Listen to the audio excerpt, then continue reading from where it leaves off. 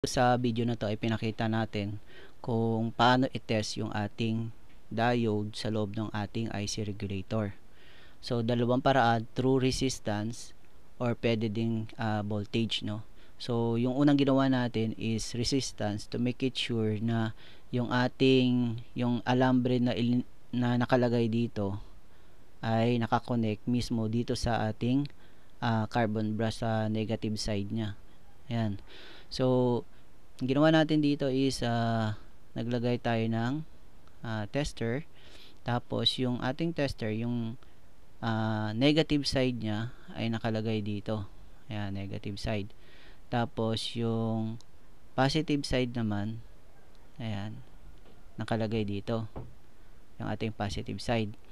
So may na measure tayo dito na almost 5.5 mega ohms. Yan. So pag pinagpalit mo to, halimbawa ito yung positive, tapos ito yung negative, ayan, so wala kang mame-measure na resistance. So ayan, pwede nating sabihin na okay yung diode na yan. Ayan, ito okay yung diode na yan. So yung pangalawang paraan guys, para ma-check natin itong diode na to kung hindi ba siya shorted, ano. Ayan. So naglagay tayo dito ng, ito yung check number 5 yata. Ayan. So check number 5, ang goal ng check number 5 is to check nga itong diode na yan. So naglagay tayo dito, ito yung ating bali positive, tapos naglagay din tayo dito ng, ito yung ating negative ng ating tester. Ayan. So ang nasukat natin dito is nasa mga 0.6, no. Ayan, 0.6.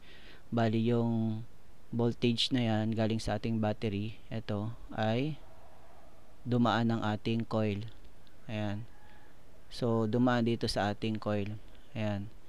So meron tayong na measure dito. Ayan, etong point na yan, at saka dito na 0.6 volts, no. Ayan. Ngayon kapag shorted ito, pag shorted yan yung ating positive diode, ang mangyayari niyan, yung positive na galing sa ating battery ay pupunta dito. Ayan. Since naka-off yung ating transistor, may ma-measure tayo dyan na almost, kung ano yung voltage ng battery, nasa mga 12 volts yan. So pag ganito yung as per dun sa procedure, no, dun sa check number 5, pag ito ay yun yung nakuha yung measurement, possible na ito, yung diode na yan ay shorted. Ayan. So isa sa mga objective ng check number 5 is to check nga itong positive diode. Ang pangalawang objective is to check itong rotor coil kung open ba siya, no. So ang ginawa natin dito ay bali naglagay tayo ng multimeter to measure yung voltage nya, yung ating positive nakalagay dito, tapos yung ating negative nakalagay dito. Tapos eto naka-ignition on, tapos yan, nakailaw yung ating warning light. So pag nag-open yung coil na yan, eto, pag nag-open yung coil, yung eto hanggang dito lang siya yung positive. So hindi siya papasok dito kasi negative siya, no. So punta siya dito, hanggang dito lang yung positive point mo. Ayan. So eto, ang mame-measure mo dyan pag nag-open yung ating rotor coil is 0 volts yan. Ayan. So pag ganito, ang nakuha yung measurement dyan ay yun, open yung rotor. Ayan.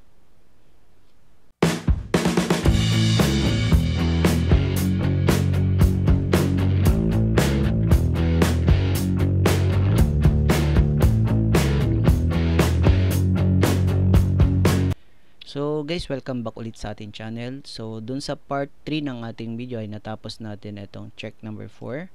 Ngayon naman sa part 4 ng ating video ay gagawin natin itong check number 5.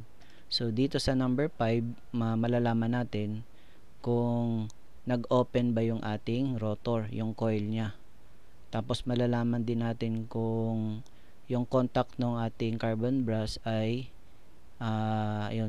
merong problema, ibig sabihin poor contact.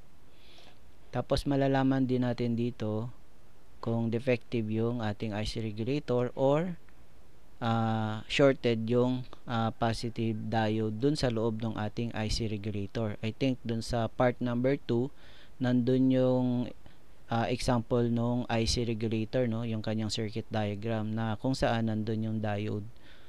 So guys, dito sa part 4 ang medyo tricky lang dito is yung pag-measure dito sa F terminal. Ito, kasi kailangan natin i-insulate yung wire na ipapasok natin dito para hindi dumikit dun sa body ng ating alternator, para masukat talaga natin yung tamang voltage nya.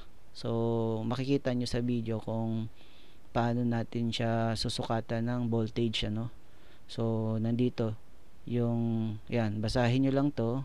So meron tayong ginawa sa video kung paano natin maiiwasan na dumikit yung wire na ilalagay natin dun sa loob, para masigurado na yung dulo ng wire ay dun sa negative nakakonect, dun sa negative ng carbon brass nakakonect yung dulo ng ating wire.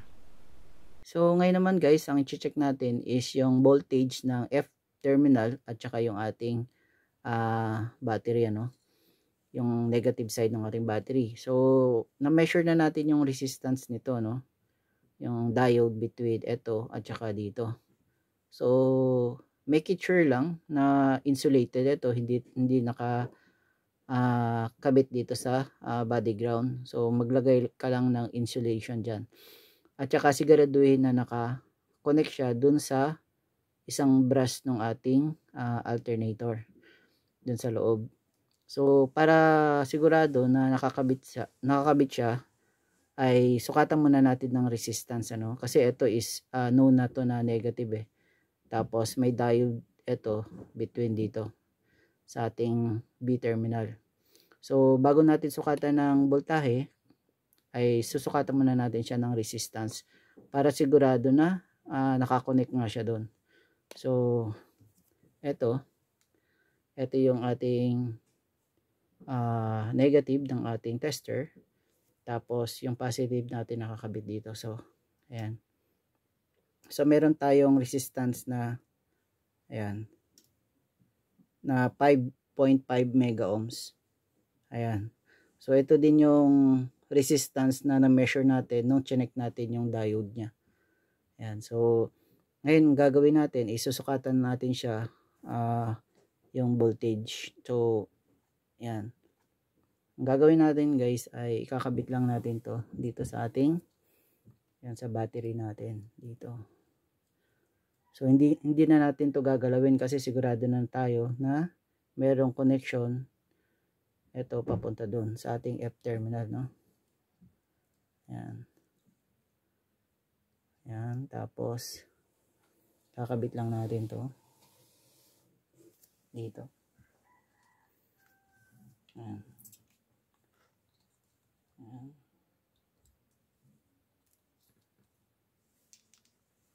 Ayan, umilaw yung ating light indicator.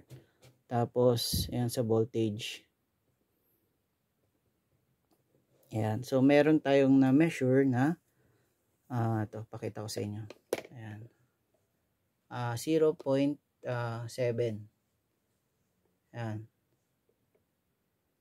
0.7 or 0.6. Ayan. So again, yung positive niya ay nakakabit dito sa ayan dito. Tapos pinasok natin siya doon. Ayan. So yung isang brush dyan ay negative, no? Negative connection. Ayan. So yung nasukat natin is 0.6. Ayan. Yan yung nasukat natin. So ayun guys, no, ulitin ko lang para makuha niyo yung tamang reading, dapat i-check niyo muna yan kung nakakabit nga dun sa ating carbon brass, ano.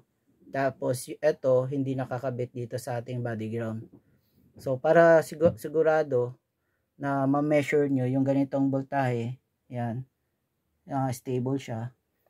So, mag-ano muna kayo, mag-resistance check muna kayo. Ito yung positive at saka negative dito, kakabit nyo lang dito. Dapat, yung sa akin kasi may na-measure ako na 5.5 mega ohms eh. Yan, pag binaliktad mo naman yung, dito mo naman yung negative, doon sa ating tester, at saka dito naman yung positive, wala kang ma-measure na resistance. Kasi nga doon sa diode, yan. So, yan.